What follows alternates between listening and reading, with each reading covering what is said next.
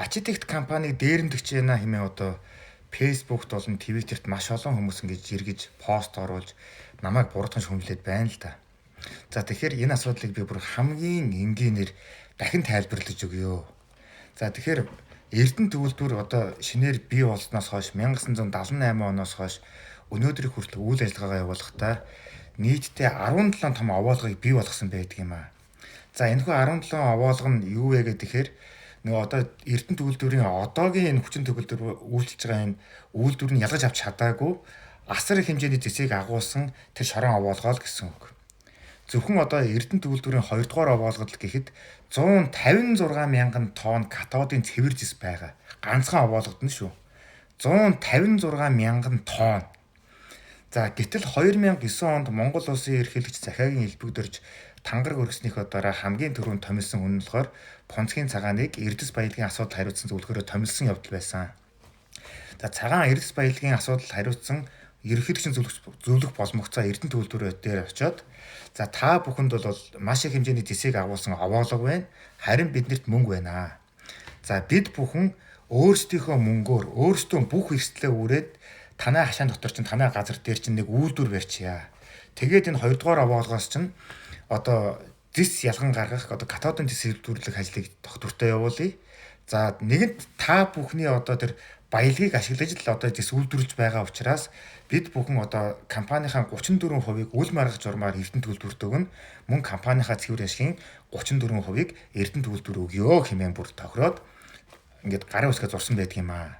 За нэгч төгрөгийн зардал гарахгүйгээр нэгч төгрөгийн эрсдэл хүлээхгүйгээр одоо овоолгоо түшиглэн үйлдвэртэй болоод түүнийх нь 34%-ийг үнэгүй эзэмшиж аваад тэгээ мөн цэвэр ажлынх нь 34%-ийг цаашдаа тогтвортойгоор ингээд аваа явна гэдэг нь бол Монгол улсын хувьдч тэр Эрдэнэ төвлөрийн хувьдч тэр маш ашигтай байсан учраас тухайн үеийн захирал Ган Зор гэдэг хүн зөвшөөрөөд одоо энэ Понцгийн цагааны одоо явуулсан итгэмжт хүмүүсийн гарын үсгээ зураад энэ архитект компани түүх эхэлсэн байдаг юм аа.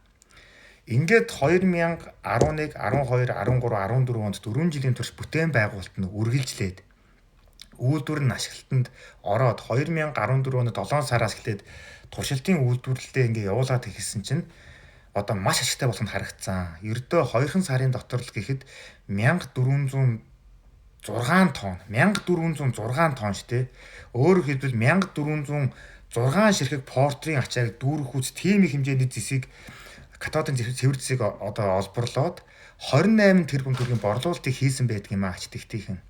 Нэггээр хэлбэл уг үйлдвэр нь бол үнэхээр үнэмлэхүй ашигтай, үнэхээр одоо сайн ажил болсон нь харагддаг. За ингээд нөгөө анх тохирсон ёсоор 34% шилжүүлж авах, 34%-ийн ногдол ашиг авах асуудал яригдаад ихсэн чинь тухайн үед ерөнхийлөгчөөр ажиллаж исэн захиагийн элбэгдэрч гэдэг хүн ерөнхийдөө талтан үеийг дуудаад за чи бусад ажлаа хариуц, би Эрдэнэтийг хариуцсан.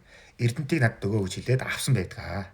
Авахтаа яасан бэ гэхээр Ган Зориг гэдэг захирлыг нь хөөж явуулаад оронд нь Ц даваа сүрэн гэдэг даваа цэрэнд гэдэг чиглэл нэг даваа цэрэн гэдэг нөхрийг одоо сүүлийн 5 дахь төвшин захирлаар ажилласан хүн шүү дээ. Тэрийг Эрдэнэ төвлөрийн захирал болгосон юм аа. Даваа цэрэн Эрдэнэ төвлөрийн захирал болонгуудаа архитект компани бол энэ хорвоогийн баг байж болох хамгийн муу төсөл байна. Маш их алдагдал эрсдэлтэй юм байна. Энэ одоо компанийн 34%-ийг Эрдэнэ төвлөр одоо эзэмших юм бол ашиггүй болох юм байна гэдэг маш хуурамч, маш муухай дүгнэлтийг гаргаад 34%-аас нь одоо бүр их мэдлээ одоо хэтрүүлэн хэрэглээд татгалзуулж чадсан байдаг юм аа. Ингээд л Монгол улс архитект компаниас эхний жилдээ 0.5%, дараагийн жилдээ 1%, дараагийн жилдээ 1.5%, тэгээ 2% гэдэг ерөөс 2% роялти авдаг болж Монголын ард түмэн хохирсон юм аа. Энэ асуудлыг би 2019 онд одоо илчлэхэд бол маш их дуйлан шугаан болж исэн. Үүний дараа бас ингээд холбогдох хүмүүсийг нь баривчлаад нөгөө үйлдвэр чинь битүүмжлээд 34% уцааж авъя баригдах асуудал яригдчихснаа л гинтхэн таг болцсон. Магадгүй тэр шалгаж ясан хүмүүс нь Понцгийн цагаан элбэгдэрч сайлга авсан ч юм уу гүүч юм мэдхгүй. Ингээд энэ асуудал байхгүй болцсон. Ингээ 2024 оны 4 сард засгийн газар уг асуудлыг дахин гаргаж ирээд ер нь энэ ажлыг одоо шалгах ёстой юм байна. Монгол улс алдагдсан боломжоо авах ёстой юм байна гэж тооцоод үзсэн чи ямар байсан гэж Монгол улс өнгөрсөн одоо 10 жилийн хугацаанд архитект компаниас хамгийн багадаа 316 тэрбум одоо төгрөгийн ногдол ашиг авах тийм урьдчилсан тооцоо гарчсан байдаг юм аа. 34%-ийг нь шууд төр одоо шижүүлж авах эрсдэл орчинд бүрдсэн байдаг юм аа. Ингээд авъя гэдгсэн чинь сонгуул болоод ингээд энэ ажил ташин шоу болцсон. Тухайн үйлдвэрийг нь төрөл ацадж байгаа үйл ажиллагааг нь хаажгаад авъя гэжсэн чинь нөгөө Туван гэдэг сайт чинь шинээр одоо томилогдонгуудаа л нөгөө үйлдвэр чинь нэгээл яг үнэндээ бол тэр байгаль орчны асуудал үүсэх багт байгаль орчны асуудал үүслэгээл бороо огт ороогүй байхад бороо орсны улмаас дүүрлээ гэдэг худлын яриад ингээд замхруулж байна. Асуудал ерөөсөө л ийм байгаа. Маш шудраг угаас тийм ч. Тэгээ ийм энгийн юм ярьж ангууд бараг л зөв зүгээр байсан ашигтай байсан үйлдвэрийг л одоо Монголын төр дээрэндгэж जैन Монголын төр булаач чана гэдэг юм балаа юм яриад ингээд ард түмнийг ингээд төөрдүүлэх одоо болох хэвээр.